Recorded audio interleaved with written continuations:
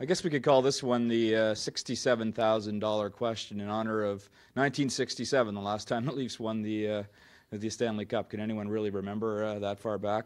I wasn't born yet.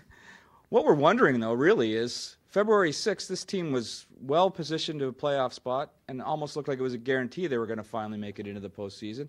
And then the wheels fell off. I mean, we don't have enough bandwidth on TorontoSun.com to go through all the issues that have happened since then, but really it was a collapse in multi-areas. I think the young team probably got a little bit frazzled and couldn't handle the tight checking that we see in the second half of the season, and all sorts of things went wrong. And really, to dissect it is what we've been trying to do with this series. I know, Lance, you've got a theory on it, and why don't you tell us? Well, here's the interesting thing is that from February 1st onward, every year since the lockout, that's when the Maple Leafs turned it on. And for this year, for some reason, they went the opposite direction. I'd have to point the finger certainly at the goaltending. I know James Reimer went on a bit of a streak early in February, but I think Jonas Gustafsson, whom Brian Burke was quite adamant had quote-unquote saved our butts through the season, was suddenly discarded. And when Reimer couldn't keep his streak going, and Gustafsson obviously had lost a bit of his confidence, that was part of the reason. Let's remember that they stayed close the last few years because of goaltending in the second half, and quite honestly fell apart because of lack of it. What do you think, Mike? Well, I think when you look at that week, like you said, on February 6th, they were, after they beat the Edmonton Oilers, they were 4 points out of third place in the Eastern Conference. They lost a tight one in Winnipeg, and then they went to Philly. I think they were pretty competitive in that game.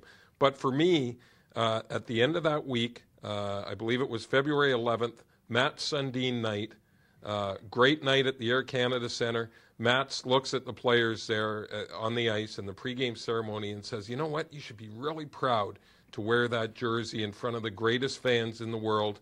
And then they lost 5-0 to the Montreal Canadiens, one of the only handful of teams that has played crappier than they have all year long. I mean, that should have been an indication to all of us that this season was going down the toilet, Terry. Well, yeah, and then it all snowballed from their eyes. I mean, the losses kept piling up, and then, the pressure that Brian Burke, let's just talk of the trade deadline was looming on the 27th of February.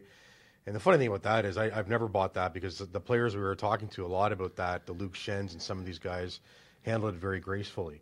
And, none of the Leafs big-name players were ever involved in trade rumors, but it was a snowball effect. It was very strange to see them shut out Ottawa and then, beat Edmonton at home. And then, like you just touched on, Mike, go on that horrible thing there where I think really it started with Matt Sundin night, of all things. And for Brian Burke to come out and say about a trade embargo, like maybe he'll put a trade freeze a week beforehand. Please. So, come on. If the Columbus Blue Jackets phone Brian Burke at 2:45 of trade deadline day and say, you know what, we really do want to send Rick Nash. He's been a pain in the butt, so give us Kadri in a first rounder. Is Brian Burke legitimately going to say, sorry, we can't take him, our trade freeze is in effect? Come on, give us a break. Well, the other part about it, too, just to touch on that real quick, is all it means is that the pressure on the Leafs will be 10 days earlier than it was, right? Because it's not like the pressure is going to be gone. There's still going to be questions asked. There's still going to be a trade deadline. So it really made no sense.